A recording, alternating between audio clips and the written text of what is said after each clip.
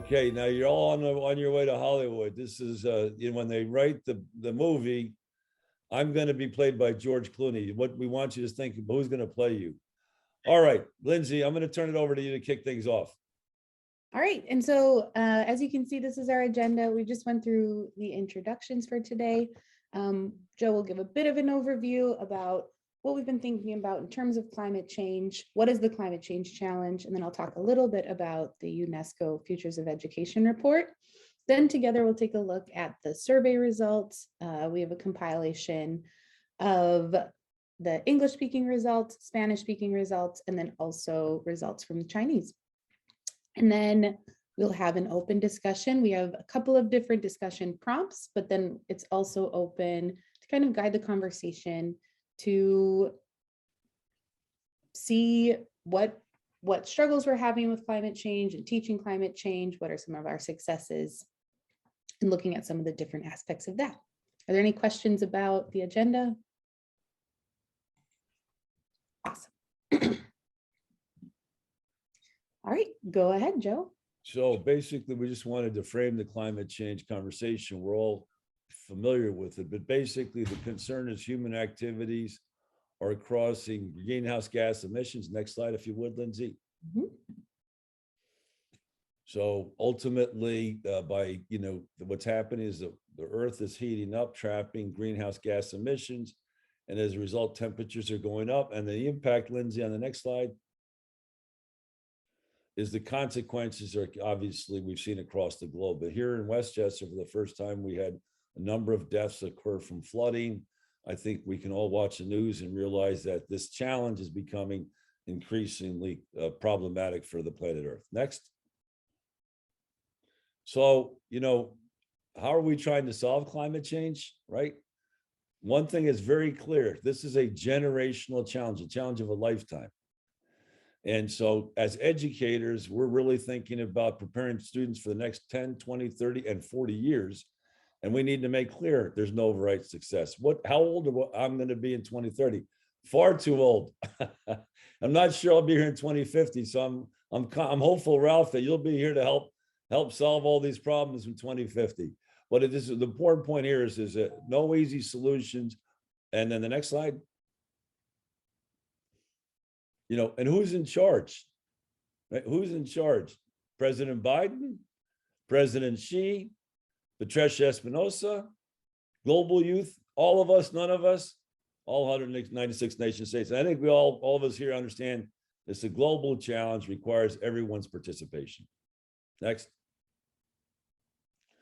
And again, we incorporate Bill Gates' book into our curricula, How to Avoid a Climate Disaster. And we think he's absolutely correct.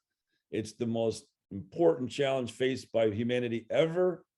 And we can solve the problem, but we need a level of cooperation, which is unprecedented, which is exactly why I'm so honored and privileged to have everybody here participating from the United States, Wales, and China in this global conversation. And we'll have another one. If anyone wants to practice their Spanish, we'll have one in Spanish at 10:30. We'll replicate this. Next. So look, we've talked about this before. We have two choices. Do nothing, I am powerless, or the next slide. And our friends from Jiling have been showing us the way, and the friends from QY in China, they teach with a loving heart. Now, we don't express it that way here in the United States, but that I think is the goal of every educator, is to share their love with their students in order to build a better future for humanity. And so One World, our goal is to bring students and educators from across the globe together to solve humanity's biggest challenge. And there's none bigger than climate change, as Lindsay's about to tell us, I think, right, Lindsay? Oh, wait, one more slide. I have one more slide. So ultimately, we kick this process off, right? This is an unusual professional development opportunity for educators. We kicked it off with a conversation from Professor Ramers in December of last year, where he talked about his 5 principles educating for technological change, which we're all familiar with. Start with the end in mind, global citizenship. Leverage professional networks. Again, leverage professional networks across the globe. Create a constant lab of continuous learning. We've got to create the data. There's no data here for this. project-based learning, engage your students, and most importantly, collaborate, and collaborate again in diverse groups. So this is exactly what we're trying to do with our communities of learning and practice. Again, thank you so much for helping us today. And the other thing that happened coincidentally is only the third time in UNESCO's history, they put pen to paper and put together an education report on the future of education. So I'm going to turn it over to Lindsay, talk a little bit about that and generate a discussion around the report. So as Joe just mentioned, the UNESCO report was released earlier in November, so last year, but just a few months ago. It's only the third report in the history of UNESCO. And the goal of the report is to create a framework for all countries to begin reaching common goals, especially in terms of education and how we can utilize education in order to reach the goals of the Sustainable Development Goals, goals that we have in terms of climate change, and how we can mitigate many of the risks. So here you can read the curriculum directly from the report. It says that the curriculum must embrace an ecological understanding of humanity that rebalances the way we relate to Earth as a living planet and our singular home, acknowledging that the survival of humanity, human rights, and the living planet are at risk. And so right now, we'd like to just open it up for a little bit of a discussion. How do we think that we're doing with this particular quote or in this area of understanding how we can rebalance our relationship with the Earth? I think since we are not a huge group, but a bigger group, you would like to raise your hand and then share out. What are your thoughts? Lindsay, could you stop sharing while we're discussing? Do you mind? Yep. Sure.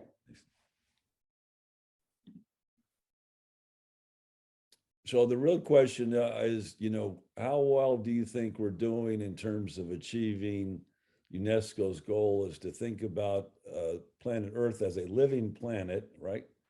That needs our care and attention. Dr. Ferrara, I know you can't be with us all morning long. Would you mind kicking things off? Sure. I think the first thing is education. So we're really looking, and I see Jen and a few other people shaking their heads. We're really looking at what are the statistics, and we're bringing that knowledge into the classroom. So we are helping that next generation of students understand these are the challenges and what do we need to go forward. And considering the one world ethos, we think about problem solving and service learning. So how do we make it authentic so students start embracing the philosophy of we have to do something now? Jen? Yes, I could say, I think we've had One World in Portchester for over a decade. And during that decade, our students have experienced natural disasters themselves or their families from around the world. And we have been doing service learning projects to raise money, for example, for Haiti. And in all of our projects, such as the Eco Passport, where students for Earth Month do things to make the Earth better. We connect that to the curriculum from elementary school to middle school to high school. And I could say from both my daughters who are Portchester students, in One World Global Leaders, they chose careers and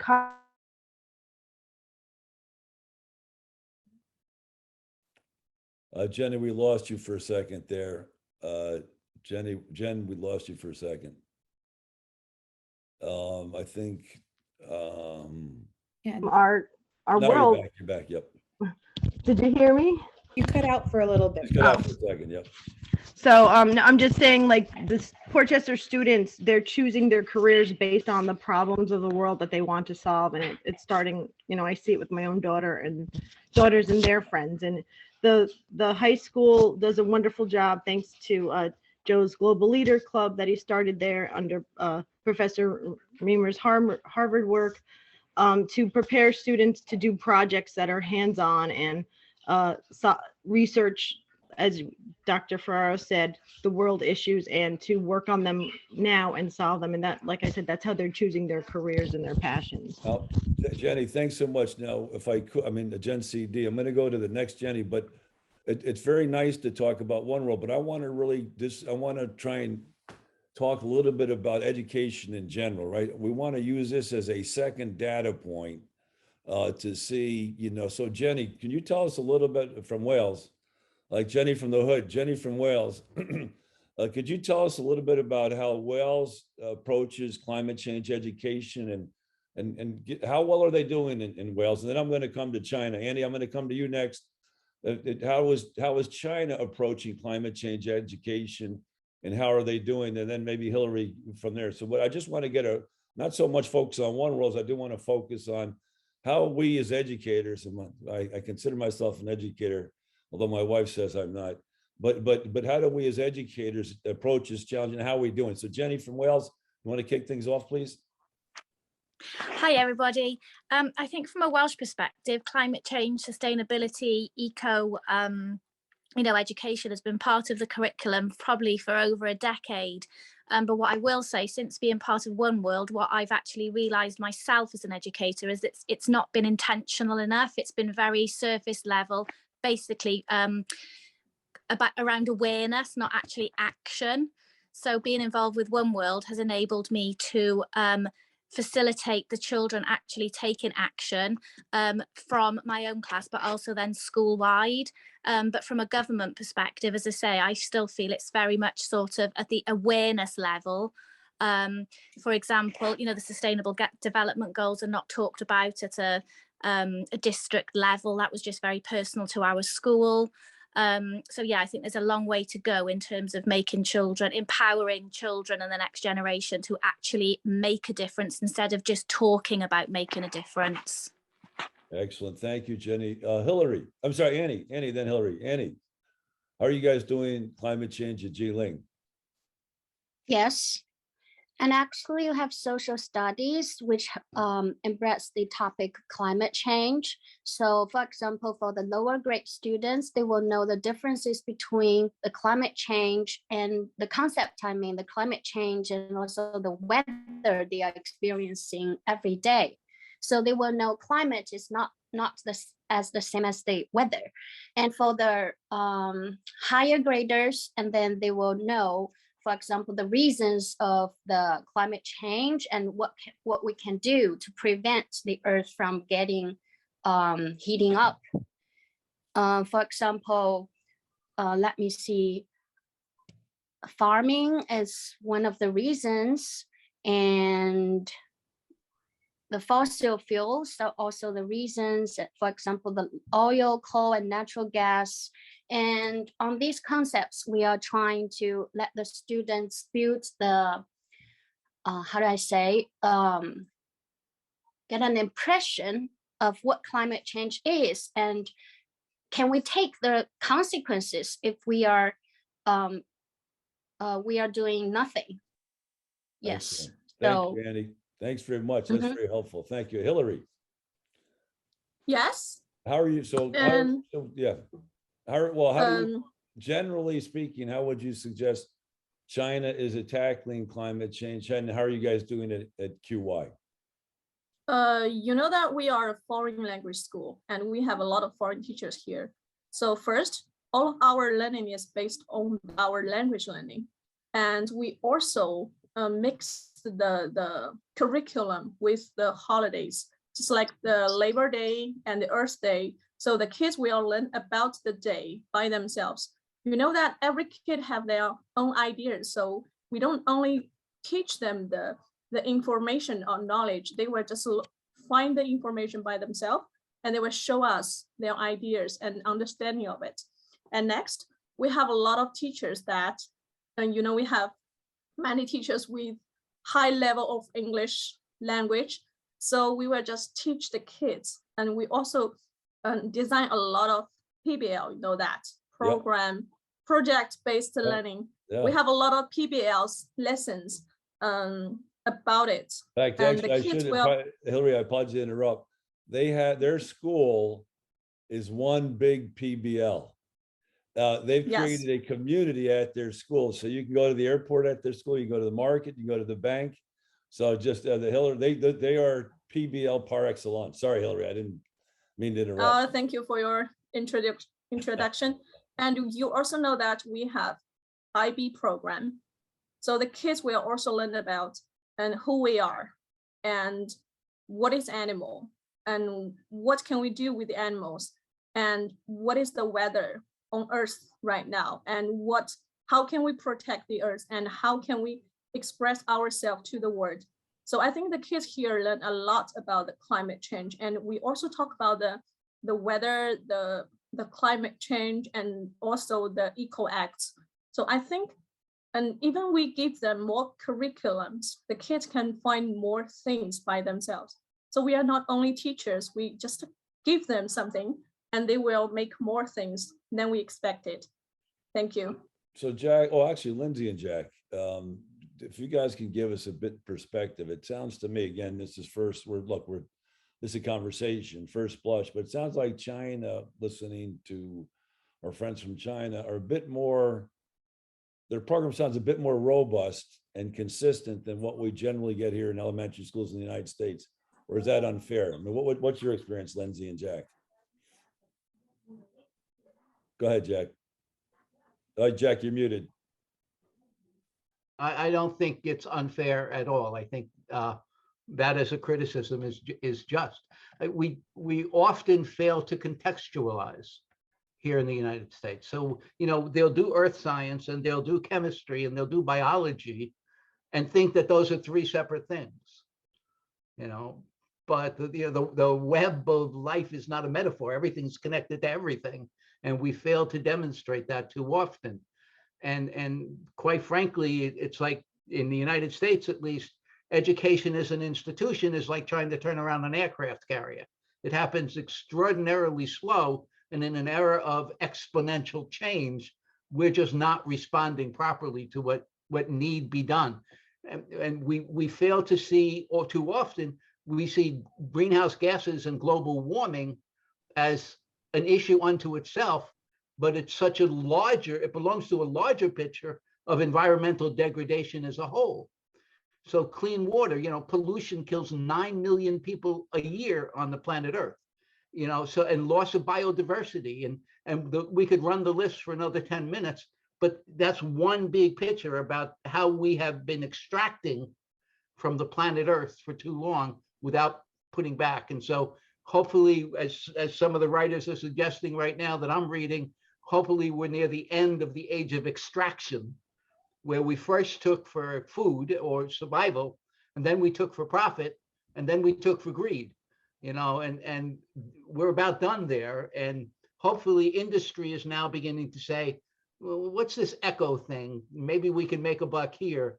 Let's go clean something up. And I think that's great, because it's part of the problem is corporations have hidden their toxic waste dumps and all of that too long. And now, at least if they see a chance to make a profit fixing the mess, then hopefully we can partner with them. But we've got to teach our kids to be change makers. So Jack, also, you may have noticed a hidden invitation for our conversation next Saturday on exponential change. So Jack is leading the COLP. So next Saturday at the same time, if you want, we're going to talk about how the future of education and how it addresses technological change. Lindsay, I'm going to give you the last word on this, and then we'll move to the next question. And thank you very much, everybody. We'll make sure everybody gets a chance to talk. Yeah, it's been really lovely to hear the different work that's happening in all of the different schools. And I think my main point actually leads into the next slide and the next conversation, in terms of, I think there's a lot of individual schools who are trying to implement, but I think at a policy and a systemic level, especially in the United States, we're struggling to put laws in place, to put different things in place, to then help schools and help communities become more active in climate change and things like that, more aware. I think because we have politicized it so much, especially in the United States, and then I know globally as well. Beautiful. Let's So, go to jumping in, to the next slide. Another piece of this within the UNESCO report is the fair treatment of all people and the freedom from discrimination in the creation of these policies and projects specific to addressing climate change, right? We all know that historically marginalized people are the ones who are suffering the most from climate change, especially within the global South, where most of the global North is creating the majority of the pollution. The global South is really feeling the effects of it so much, right? And then also within different countries, again, historically marginalized people are the ones who are feeling the effects and are not typically the ones doing the creating of the pollution. And so what are some ways or some challenges that we're seeing? How are we doing in our respective countries? Are there new laws that you know about or different movements that are trying to address this and to then create systems that create climate change and are more focused on equity? Exactly. Would it be fair? I think that's the key word, isn't it, Lindsay? Isn't this the equity challenge? In other words, the North produces the greenhouse gas emissions and the South suffers, right? Ralph, so how are we doing, Ralph? Or just again, stop sharing for 2 seconds. So Ralph, how are we doing? Are we, in terms of equity, do we want to understand the problem? And if I could, equity is both within Westchester, for example, poorer communities, and then internation, right? So the United States emits 8 times more greenhouse gas emissions than the average Indian person is Indian citizen. So ultimately, how are we addressing the challenge? Do we understand it? And are we educating so students understand that? What do you think, Ralph? So thank you for giving me a small question to answer. In 30 seconds, in 30 seconds, well, actually, so I know that. apologize. For everybody, if we could keep our answers to about 30 seconds, again, 30 seconds, maximum a minute, just because. No, I love. So sorry, in 30 seconds to a minute, Ralph. Sorry. It's all right. I'm going to step back and say, one of the critical issues is having a shared narrative. The narrative in the world, the dominant narrative, is broken. And so as we teach kids these pieces in school, whether it be the push towards, and you're looking, when you talk about equity and inclusion, there's a huge push nationally to have diversity, equity, inclusion included in curriculums by states. It's getting a huge pushback. So the link between, let me be succinct. The spiritual connection between all beings, that we are all part, when Jack talks about the web, it has to start first within. I love the Chinese idea of teaching from heart and love. It has to start there, but there has to be an arc, a narrative that we can show the kids, that as they are becoming more aware and they feel connected with nature and part of nature, that that same narrative is playing out in at least particular areas within the business community and perhaps policy. And Joe, that's why I love this idea of the fourth industrial revolution, this whole arc. We have done, I'm not going to take a lot of time, but we have looked at doing that. But our basic thing with nature is a story called The Little Girl Who Spoke with Trees. And it allows kids to immediately internalize that they are not only part of nature, but they are responsible for nature, and they are the leaders. It is, they are the leaders. So even though, and quickly I'll wrap up, even though we're pushing for policy and everything else, I'm 74 years old. I feel that our work is to nurture these future leaders. They're going to let them be the generation who will remember that they changed the course of civilization. I don't see, God willing, sure we can see it, but yes, we keep having meetings at the top level in the UN, and I've been at Millennium Peace Summit, I've been on 5 continents, organizational meetings and everything else.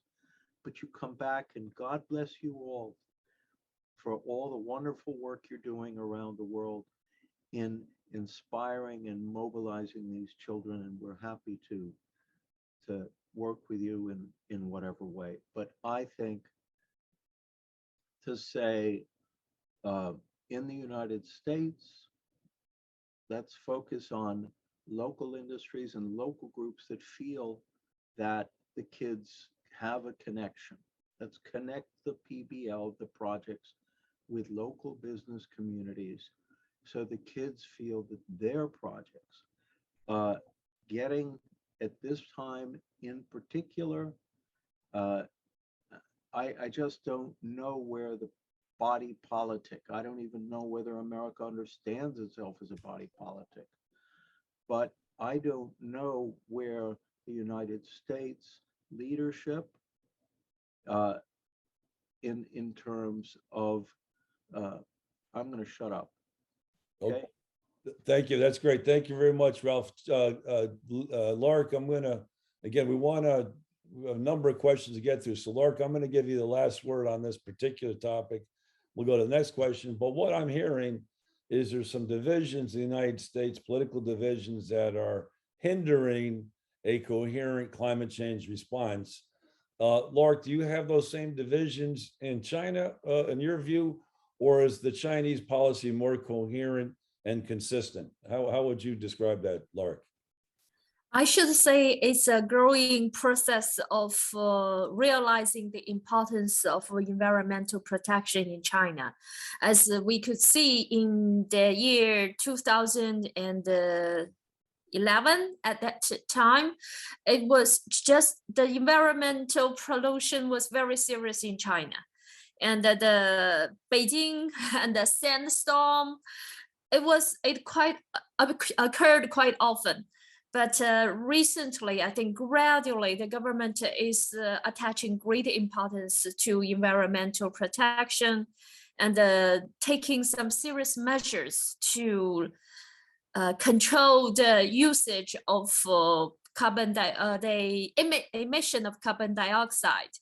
So it is, I think, people are realizing the importance of new energy.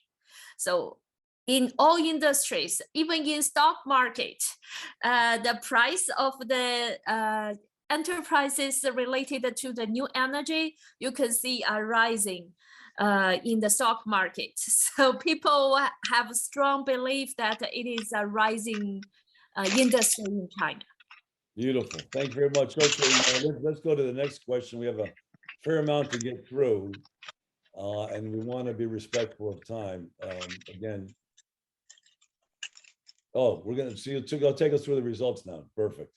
So we put out a survey, and Lindsay's going to take us through the results. And we had a Spanish-speaking response, an English response, and a response from China.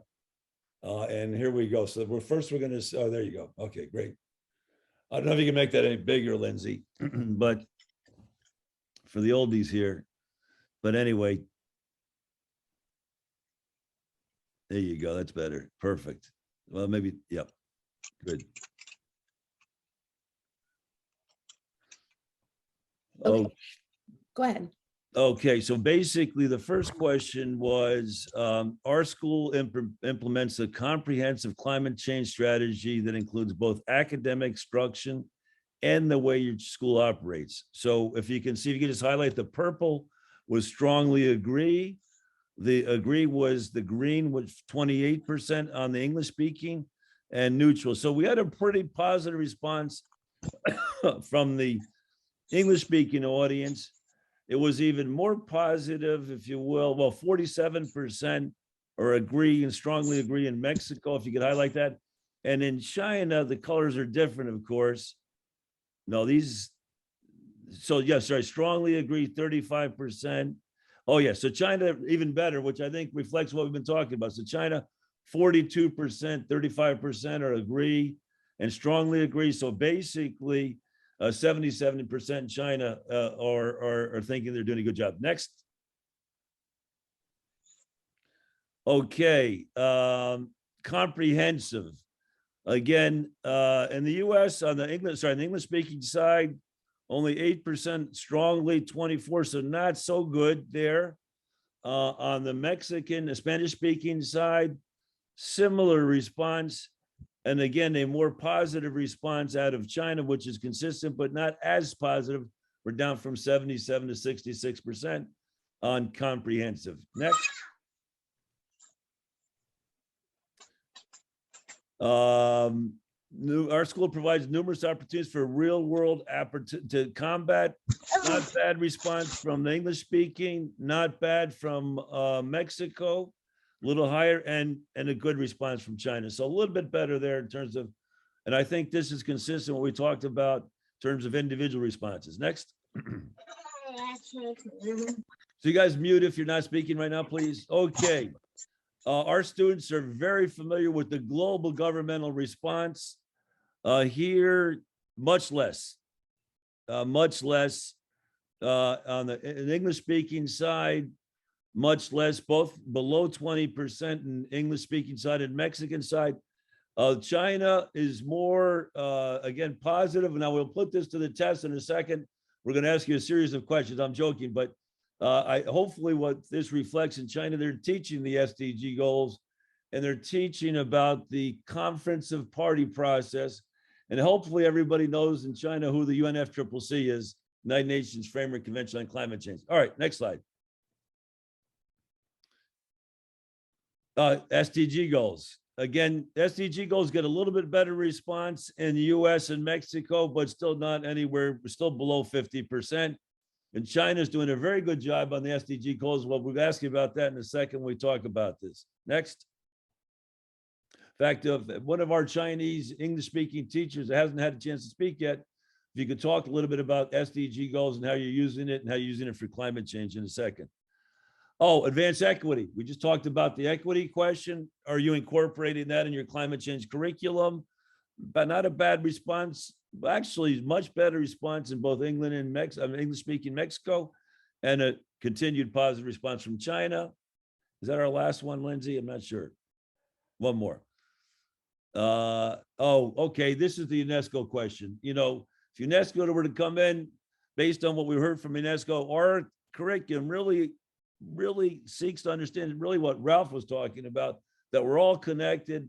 We have one single planet Earth that's a living organism, and we need to rebalance, understand that the living planet is at risk. Good response from English speaking, good response from Mexico, and a fantastic response from China. So that was, I think people sort of are understanding the problem. All right, we'll stop sharing for a second.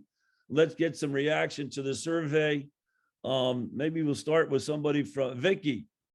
Vicky, so what are your thoughts? It sounds like, again, do you think help us understand, how do you guys teach the SDG goals at Jingling, and how do you use them to help with climate change? Vicky, do you mind trying to answer that question? Yes, I'm here. Can you hear me? Yep, perfect.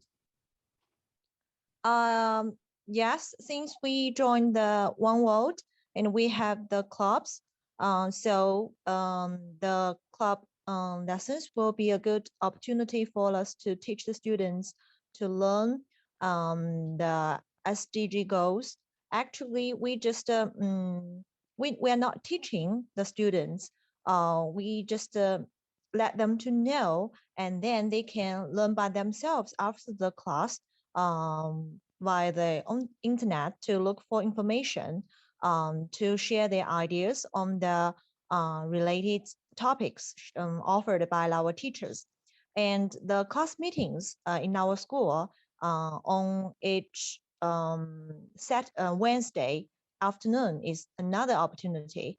And the every Monday we will have the flag raising ceremony, and there will be a speech. Sometimes actually we will have different topics for the speech, and some of them are related to climate changes. In terms Vicky, of our Vicky, if I could, so if I understand correctly, SDG is not part of your curriculum, formal curricula, but you're using the One World clubs to share that idea. Is that correct? I think so, yes. Beautiful, fantastic. Thanks so much, Vicky. But let me give you, go ahead, sorry, let me let you finish. Yes, and I just want to talk about what we do in front of our English curriculum. And you know that in the national course standard, we have set the relationship between people and nature, one of the important topics for the goals of the course.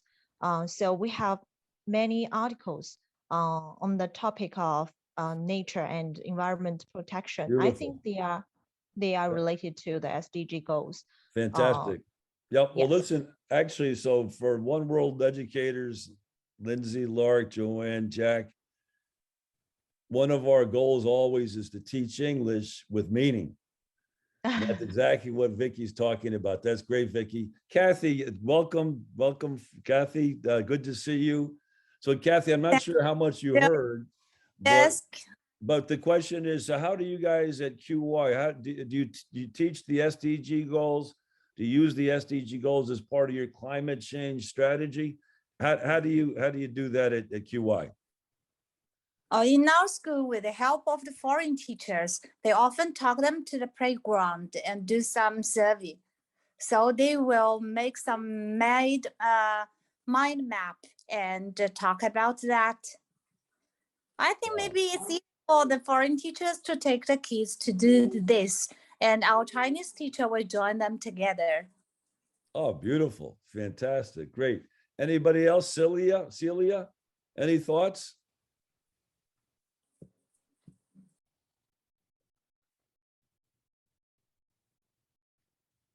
I'm not sure if you can hear us or all right, well, let's go to the next question if we could, Lindsay, and topic.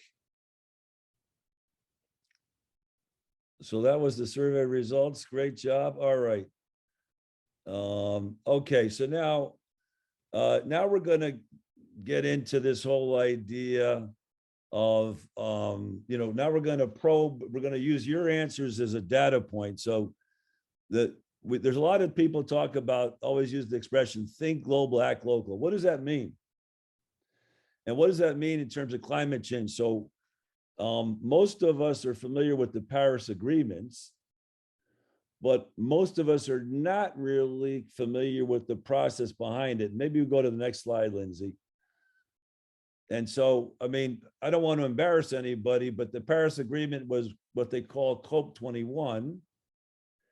And there's an annual conference of parties process that's been going on for 26 years. Most people don't know that. I know I didn't know it.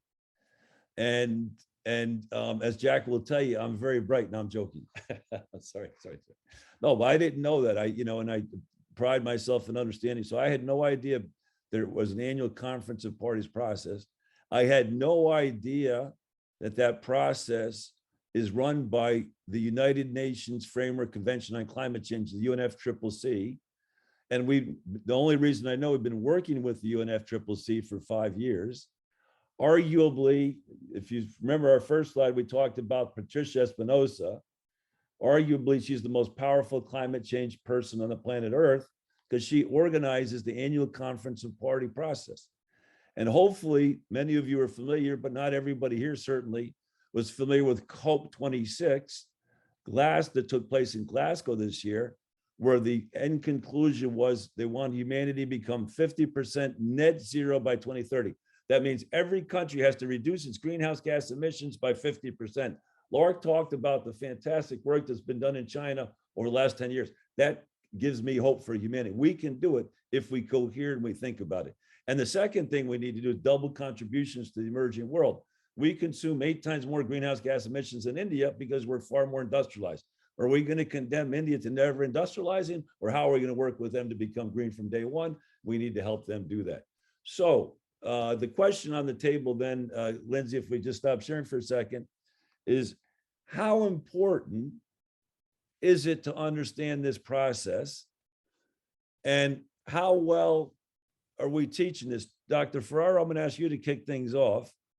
I mean, as I say, I had no idea who the UNFCCC was, had no idea what COLP was, right? If we went to the average teacher, education teacher in America and asked them if they knew that, what would the answer be? The answer would be no, it's really not part of teacher ed curriculum unless there are certain universities that are focused on global education, but it's a problem with teacher preparation.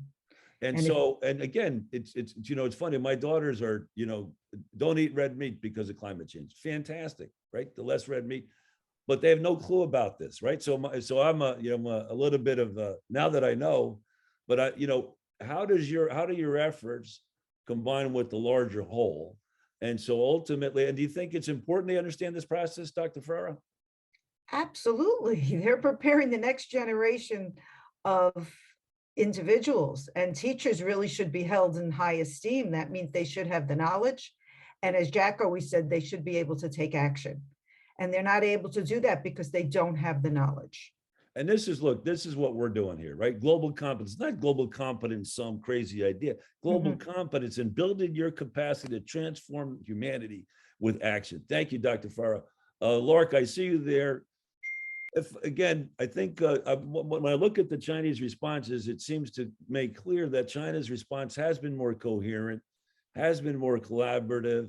You don't have the tension. However, I'm going to say that the Chinese sense of harmony may have skewed the answers a little bit to be a bit more positive. So my hard question for you is, are most Chinese educators familiar with the UNFCCC? Do they know the Conference of Parties process? Are they thoroughly familiar, or is that something we need to try and work with in China as well? To be honest, I cannot say for all the educators. For myself, I know something just because I'm doing this with One World, and but I should say that all the Chinese educators, they know about the national policy of climate neutral by the year 2050. Yeah. Okay, excellent. Okay, so you have the broad, so I think the question is, how do we get there, right?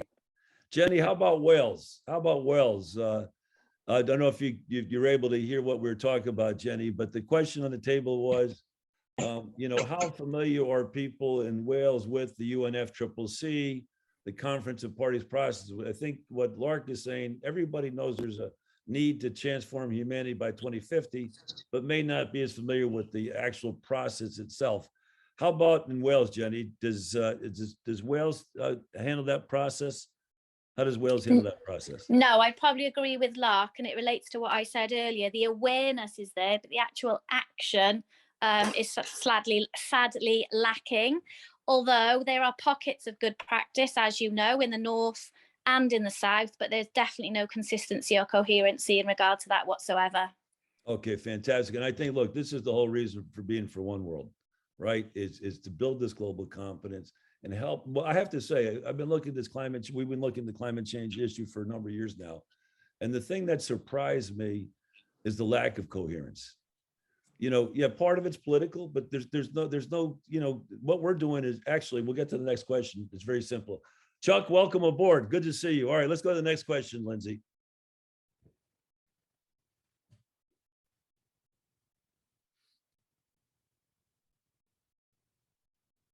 Okay.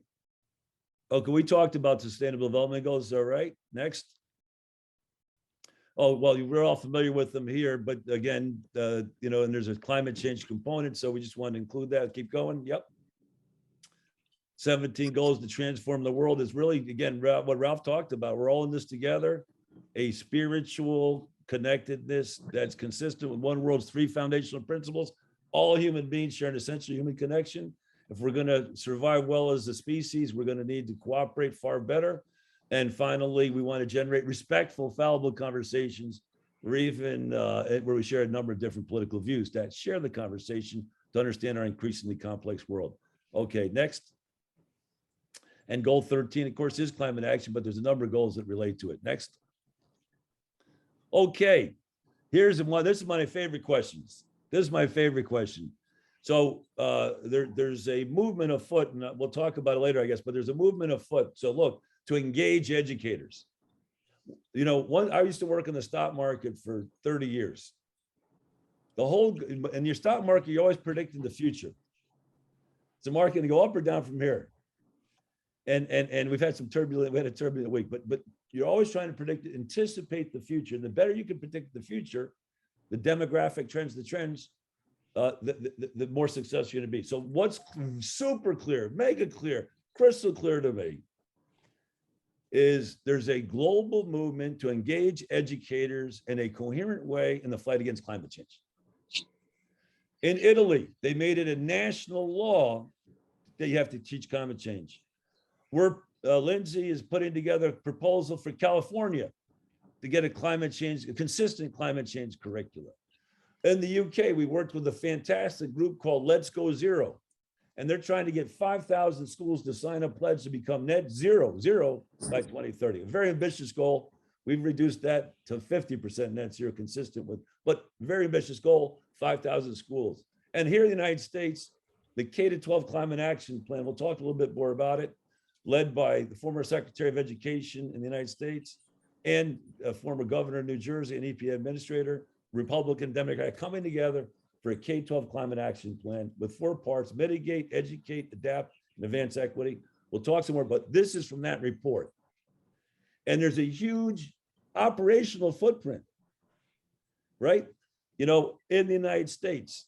Now, the question I have is, then we can stop, and I suspect I know the answer, and it took me 5 years working with the UNFCCC to figure out the answer, how the genius of their program. But again, I'm going to start with you, Dr. Ferrara. You can stop sharing for a second now. Dr. Ferrara, how many schools have measured their carbon footprint? I know the ones in Portchester have. Correct. And the first in the world. Yeah. So first in the world. You know, Yeah, I've visited colleges, and the first thing they say is we divested all our investments in Exxon and everything. Okay. Did you measure your carbon footprint? Mhm. That's a simple question you need to ask every educator. Actually, I don't even know the answer. I know Jean Lynn has, because we worked with them on that. I don't know Hillary or one of our friends from China, Vicky, Celia.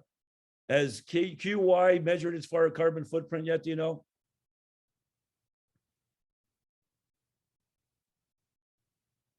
I think QI did, Joe. They did. Okay, fantastic. Yeah, they Great. did. And then Jenny, you were the very first school, Portchester, the first school district. Jenny, you're the very first school in the world to work with the UN and become carbon neutral. But how many schools in Wales have measured their carbon footprint? None. With the exception of your school. I mean, look, you can't solve a problem until you measure it. How do you get to 50% net zero without measuring? So the one thing, it took me 6 years to figure this out, how important it is. Now in Westchester County, our goal is to get every school in Westchester County to measure their carbon footprint. Put in place a reduction plan and then offset if you can to help contribute to the Joe, I just want to jump in Please. for a minute, because any kind of change really has to be about policy and systems. And I think that's what you're talking about. You have to have a policy in place, and then you have to have the systems available so educators know what to do. So that's my 2 cents. Oh, you're 100% right. So we're trying to act at every level. In fact, we have the full support locally here, state senators, right, county executive. We've worked very hard, 3 years to put that in place. It's 3 years. We worked with the UNFCCC. So, but I guess the point of the matter is, though, measuring your carbon footprint is fundamentally important. So just in terms of one's real world solution, working with the UNFCCC, the first thing you do is measure your carbon footprint. We've made it very easy. The second is you put in a reduction plan. Now, the UNFCCC reduction plan is an annual plan. We're changing that. So the One World Westchester Pledge not only is an annual, but we want you to get to, how are you going to get to 50% net zero by 2030? real world, real action. Every school in Westchester County by 2024 will have that plan in place. Wow. And let's try and do that in China. Let's try and do that in Wales. You know, it's the ground up. Yes, the policy, but you know what? The kids, it's the kids. We're all about the kids. It's their world. Their actions are going to make the difference. And if we can educate them to know that they're full of power, we can do that. So that's the measuring of the footprint. And then when I'm sitting down, well, we're going to have a conference on June 5th, World Environment Day. We'll invite you to that. But at the end of the day, our kids will have 5 schools present on how they've measured and reduced, put in place a plan to reduce and offset their carbon footprint. But what I met with a building operator, and this is the building operations people you generally don't see as an educator, right? I met with one of the top building operations people on Thursday. And he's been trying to do this now, but imagine his mindset. They don't measure greenhouse gas emissions. Now they are. Now he's going to put in place a plan to become 50% net zero by 2030. Wow, that's fundamental real world change. So all of our programs at One World are primarily focused. You need the advocacy, but also the action. All right, so measure your footprint. Next one, I want to make sure we have time for conclusions and an open-ended conversation. So I think we're going to go through these last ones pretty quickly. Okay, all right. So everybody, I want to see you on your screen. We're going to get thumbs up or thumbs down. We're going to make this one really easy. Everybody, I'm going to give Chuck, who's just joined us, a true scientist, the verbal answer, and then we're going to go thumbs up or thumbs down. So if UNESCO were to come here today to your school, visit your school, say, this school really is an exemplar for understanding how humanity is rebalancing, and that the Earth is a living planet at risk. How well you communicate both that challenge and solutions at your school. UNESCO would come in and say, our school is doing it great, or our country is doing it great, or our community is doing it great. All right, stop sharing if you would, Lindsay. Chuck, how would you answer that question based on your knowledge in the US? And then we'll do a thumbs up. Oh, there's hey, how's my little girlfriend? All right, sorry. Chuck. Yeah, I'm driving to the Lewis Farmers Market, so I apologize. There you go. So I'm listening. Pretty interesting. So the question is, how would I my take on schools in general, or where schools in general, really teaching living planet, embracing that. Horribly. I mean, you could start with the school I'm at now, which has no clue about much of anything that I think is important. You'd be horrified if you saw our lunch waste, all the plastic, all the petroleum-based things that are being used haphazardly and one time. And when I've gone around the school, I went around the country to different districts before the 2017 total solar eclipse to bring them up to speed on that. But I also noticed that so many schools did not have an awareness of what we're talking about now, about carbon footprints and carbon neutrality. And it kind of opened up my mind, like, wow, I hear I'm talking about how to teach through an eclipse, but we really need to be talking about how to teach for the future of the next generation. And it was quite an eye opener. And I've yet to see a school that I've taught at. Well, again, I taught at Portchester a while ago. You guys are doing great things now, but thank God you guys started this whole movement. But it's very depressing when I go to schools as a professional development person or as an in-house educator. It's very, very frustrating. And it begins, unfortunately, with the administration and the teachers, because they don't have a clue, and therefore they can't teach it if they don't understand it. And it's a very, very difficult problem. I think knowledge is what we need to really focus on. I think workshops, forget how much filling you could stuff in a Twinkie and measure its mass. I mean, that's got its place. Let's have workshops that are meaningful, because I tell teachers all the time, if we going to be science teachers for the next decades, why are we teaching science without a green component? What kind of world is there going to be left to teach in, or left for the kids, if we're not talking about, important matters beyond the curriculum? And I always try to put a component in my curriculum. Well, fantastic. There's 2 takeaways. I'm not sure who's taking notes for us today, but 2 big takeaways: the teacher training for sure, and really, providing people to make it easy for them. Chuck, thanks so much. Jelly. Well, actually, so everybody, I want to see your Jelly. Did you want to say anything about this? How would UNESCO look at what you guys are doing?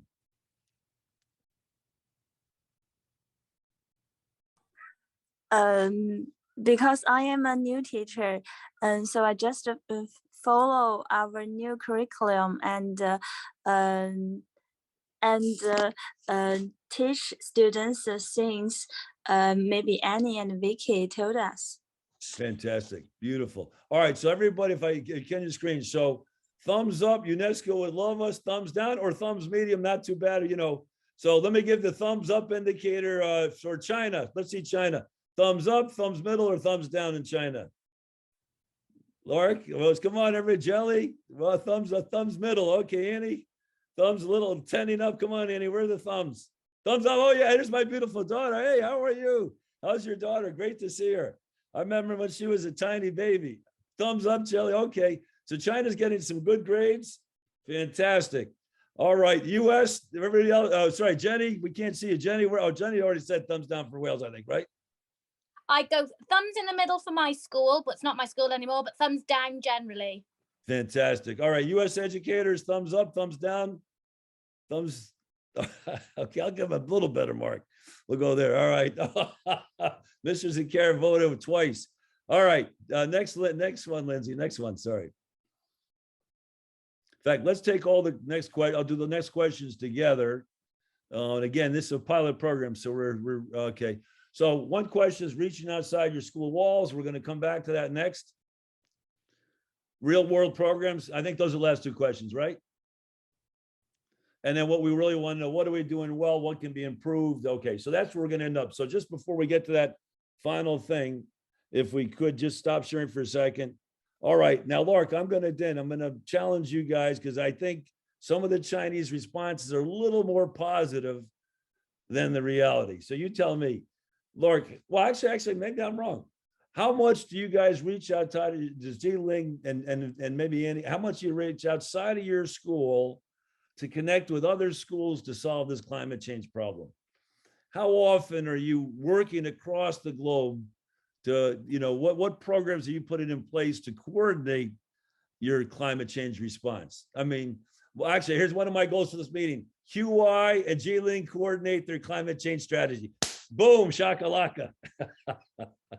Right? If this is the most important coordinating effort in the history of humanity, we've got to think outside the box. And I know Jiling has fantastic coordination programs with Australia and some programs. Jelly, well, you're Jiling. Do we have anybody still? QI? Is Michelle QI? So Lark, let you answer the question. How well, 1 to 10 is Jiling coordinating its climate change response outside of its school walls? I think from an outsider's point of view, I will give it 7. Yeah. Okay. And what are they doing well and what can they work on? I think they can work more on coordinating with their sister schools in the US. They have sister schools in the US and in Australia and Singapore and Malaysia. Yeah. All right. That's the third takeaway, Lindsay. We're going to create a sister school climate change network. Boom. Great idea. Lindsay, Michelle, how about you guys? How are you guys doing? And is that your daughter? Hi, you bring her into the screen. That's fine. You have to unmute, Michelle. Michelle, you're muted still. Michelle, you have to unmute. You're muted. You're muted. We can't hear you. We can't hear you. You have to unmute. There you go. Okay. I'm sorry. Yes, Yeah, I didn't no open that. Yeah. Yeah. So how are you guys doing in terms of reaching out beyond? What's your view in terms of are you QI? QI. What's the name of your school? I'm from Wujingqing Foreign Language School. Yes, perfect. Okay, great. I can't pronounce that, so I apologize. The same as Hillary, and yeah. So how are you guys? How would you rate your school in terms of reaching out to other schools? What do you do to reach out to other schools to share your climate change strategy? How do you work? How do you coordinate with other schools, both in China and outside of China? In China and outside of China. And the teachers will cooperate with the students together, Okay. and they can, yes, they can talk with their But do you parents. does your school work with other schools in your area on climate change? Yes, sometimes. Okay. And Yeah. schools overseas as well? Do you work with schools Just from a different country? just like some internet meetings, just like us. Fantastic. Beautiful. Good, good, good. Thank All right. So you. Lindsay, I think that brings us to through the question period I had. So it gives us about 20 minutes to draw conclusions, right? What are we doing well? What can be improved? And any suggestions for us for our presentation to Professor Ramers on June 3rd. So let's open it up. I don't know who wants to kick off. I want to kick it off. I think Beautiful. Dr. Ferrara, kick it off. we have to be able to document what's going on within the network, whether we put that on the website at some point, because that way we can learn from one another, right? And maybe some of the schools can actually videotape what they are doing, because the only way we're going to build capacity as an organization is if they have the knowledge and they have some exemplars. And it sounds like there's some really very interesting things going on. So that would be my one suggestion. That we're Fantastic. able to. In fact, thanks for getting. So before I want to get everybody, actually, I'm going to ask everybody to get involved. Get 30 seconds, maximum 1 minute since our time frame.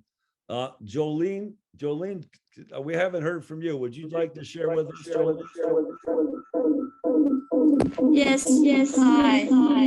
Jolene, you're on twice. So Yes. okay, I just great. mute one. Oh, thank Sorry, you very I much. missed the introduction part because at that time I was using the desktop and without any earphone. So I swapped to the cell phone. Actually, I'm not a teacher. I work for a public institution that is called Jiangsu Education Services for International Exchange. This is a public institution under the Jiangsu Provincial Education Department.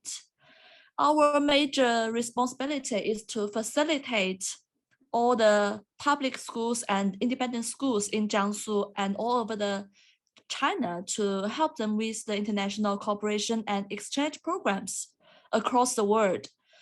And what I'd like to say is that this year is the second year of the China's 14th five-year plan. And as a government agency, we are talking with the schools in Jiangsu. We try to help them to facilitate with the international programs, because as we all know, because of the COVID-19, the international travel has been restricted. So we'd like to help them to do the international programs, especially in the areas they are concerned about. For instance, the climate change we are talking tonight. This is also of interest to the other country, to the other schools in the world. So that's what I'd like to mention here. We'd like to work with, especially with One World, to carry out this kind of forum or meeting online, and we can invite the schools together to join in, to engage in this kind of online seminar, so we can help school to prepare for the advanced philosophies or to prepare for this kind of like sustainable development in the future. Well, Jolene, first of all, I can't thank you enough for joining us today. Second of all, I want to say we'd be thrilled to work thrilled to work with you. We, you know, I don't know what happened, but I couldn't hear from my hear cell me phone. now? Well, do we know how to get in touch with you? Lark, or who's from Michelle, do you know how to get in touch with Jolene? I think it is Madam Lane who invited Jolene here. I will reach out to Madam Lane. Fantastic. So you can tell Jolene we'll be her new best friend. Yes. Okay. Thank you very much, Jolene. Okay, Lindsay, You want to give, we'll come back to you at the end, I think. Michelle, why don't you share with us your thoughts? Michelle, can you hear us? Okay, Michelle's muted, so I'm going to go to Jack. Now, again, 1 minute max, everybody. 1 minute max, 1 minute max. Whatever you do, get it down to 1 minute. All right, Dr. Zakara. You're muted, so you're down to 55 seconds. Sorry. Two quick analogies keep running through my mind. One is the frog that jumps out of the boiling water, but if the water is on low enough, it never notices until it's too late. I heard last week while listening to NPR that it was 96 or 97 degrees in Mumbai after 11 o'clock at night. That's living in a slow cooker. And that's part of the issues in terms of impoverished nations. The other quick one is, the sink is overflowing and everybody's mopping the floor, but nobody's turning off the water. And do I think measuring our footprint is valuable? I think it's invaluable, but we need less feet. Our planet is at the breaking point in terms of how many people it can support, and nobody's really talking about that. I'm done. Thank you, sir. We got well under. Lark, 1 minute. You got to get 1 minute, 1 second. Lark. Okay, I think it is a great network for all of us to work together to solve this problem of climate change. One World is a nice platform. We are attracting different people interest to join us. So together we can make a bigger voice and to make this a better world. Yes. Thank you so much, Lark. Thank you. Ralph, 1 minute.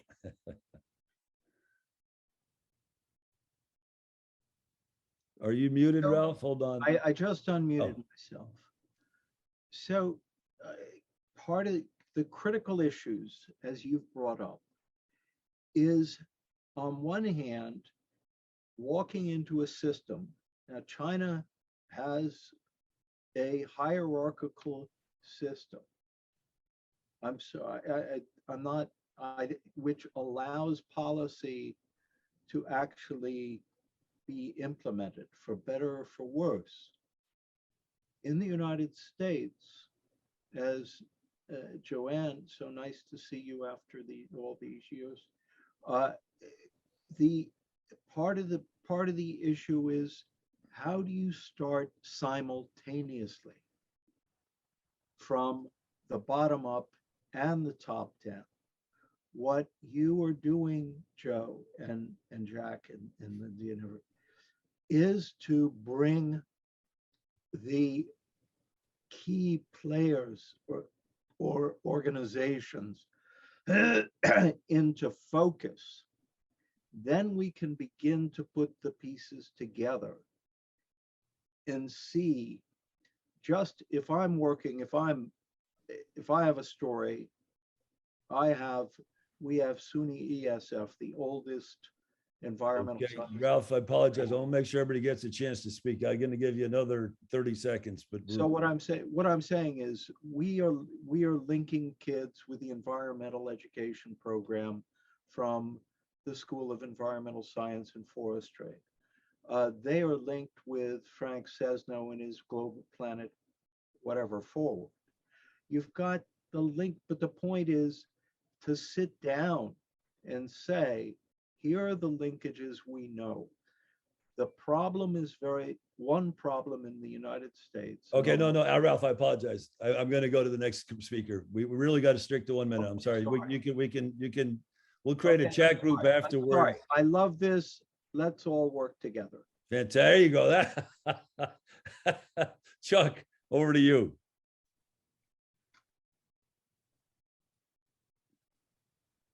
And Chuck, you're driving, so you may need me to unmute. I'll come back to you, Chuck. Jolene, thanks again. Jolene, thank you, Jolene. We'll be in touch. Okay, Jelly, you need, there's Chuck. All right, Chuck, you're ready. Chuck, go ahead. Yeah, one thing I wanted to mention is that we're always talk about in next generation science standards about making connections with things. And I think one thing we need to do is we need to have kids and teachers and superintendents and other, caretakers of education to make connections between their actions and what the ramifications are. It sounds so easy and simple, and it's actually a required standard, and yet I don't think we do it. Teachers, are the worst offenders in my part. The ones I'm generalizing, but I mean, I've seen too many that actually don't make connections and don't pass that along to their We're students. hoping to present at the superintendent's conference this fall in New York. Good. So it's all about making connections, Joe. Fantastic. Chuck, thank you so much. Thank you. Chuck, a loaf of whole wheat, please. What's that? Whole grain, whole wheat, please. You got it. So Michelle, I see you're back with us. Michelle, tell us your final thoughts, if you would. Yeah, I think just about our topic, climate change. From me, I always want to ride a bike to my school every day, but in fact, I drove the car.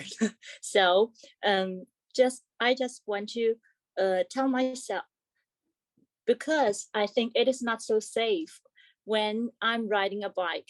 There are so many cars, and from now on, I think maybe I should change from myself, and I can be the example of my students. Just let the students to know we can do more for. So in the future, maybe we can do a little bit good for the climate change.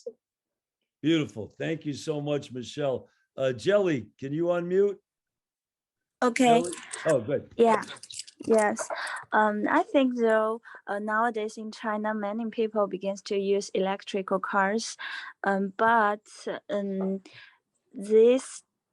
students that we teach now, they matters in the future. So they should know more about climate change.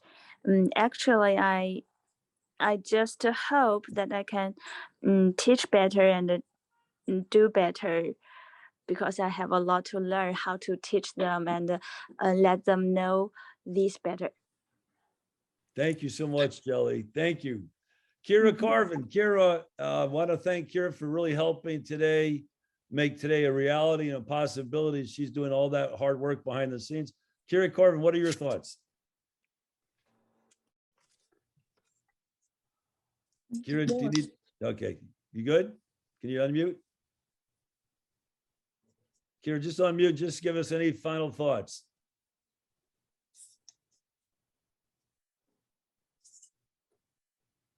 Kira, all right, well, can you unmute? All right, let's go to Jenny, and then we'll come back to Kira for a couple final words. Jenny. Hi guys, very quickly, my final comments linked to especially what Chuck said, and it's something I've spoken about with Lindsay. We talk about empowering children, which obviously is vital, but I also think we need to empower the teachers as professionals. Historically, certainly here, the teaching profession have been told what to do for so long. And I think it's very important that we use the communication and collaboration network we've got to lead by example and show what good looks like. So like Joanne's comment, using the website, so teachers have got a portal to go to so they know what we're talking about. They know what good looks like. You're on mute, Joe. Thank you, Jenny. That's fantastic. And yes, I think we got some good takeaways for the One World team to work on. I can't thank everyone for participating. Annie, any final thoughts? Another person that's instrumental in making today happen. Thank you. Hello, I'm just back because final thoughts, Annie. My daughter is crying. Okay. Okay. Well, I what your daughter? I want to share with you what Madam Ling said on the meeting last week. She said, we don't only plant trees on Arbor Days. We need to plant trees to save ourselves. It's not to save the world, it's to save ourselves. So we need to take even small actions to put. We lost you, Annie, a bit there. We can't hear you, but even small actions are fundamentally important. I think that's the whole thinking here and purpose behind this. Annie, keep trying to break through. In the meantime, I'm going to go to Kira because I want to stay tight on our schedule. Kira, final thoughts? Yeah, I think it's more important now than ever that everyone kind of buckle down and make like a really concerted effort to kind of reverse the effects of climate change, which is something we hear a lot nowadays, but I don't think that makes it any less true. Yeah, I mean, I think that's really the main kind of overarching theme that's been going on, is that it's kind of now or never. And it's been now or never for the past like 10 years. So I think we're kind of like already a little bit past the point of return, if I'm honest, but I think that also means that we should really try to, just find solutions that are accessible to people and work for everybody, because they are like all around. And I think it's a lot easier to kind of fight back than people give credit for. Thank you for all your hard work here. Oh, thank you. Okay, Annie, are you back with us? Annie sounds like she's still having difficulties. Okay, Lindsay? I don't have much more to add besides to echo everything that people have said here. I mean, the need for collaboration, the need to empower youth, the need to have these conversations and to bring people together who are doing the work. And yeah, so that hopefully, like Kira said, hopefully we're not past the point of no return, but yet we can change course still, right? Well, listen, I just want to thank everybody for joining us today. It's an honor and privilege to have shared this conversation with you today. I have infinite hope in humanity. Next week, we're going to be talking about technology change and possibly moving from a world of, economics teaches us a world of scarcity, and maybe moving to a world of abundance. I have no doubt that if we learn how to use technology in a productive manner, we can achieve the sustainable development goals of bringing an end to poverty, hunger, and solve this climate change problem at the same time. So we'd love to have you join us next week at the same time. Please join us. Dr. Zakara is going to be leading a lot of this conversation next week. So next week, the same time at 8:30 for technology change. The following Saturday, on the 28th, we're going to be doing universal values, another conversation, these communities of learning and practice. And finally, on Tuesday, May 24th, we're at 8 a.m. as opposed to New York time, so 8 p.m. China time. On Tuesday, May 24th, we're having a conversation on global competence, and that one will be translated simultaneously in English and Spanish. So we're finishing up right on the time. This is perfect. Great work, everybody. Thank you so much. And give yourselves a big one world round of applause. Thank you. Okay. Thank you very much. Thank you very much, everybody. Thanks, Jack. Thanks, Joe. Good job. Thank you. Thanks. Let me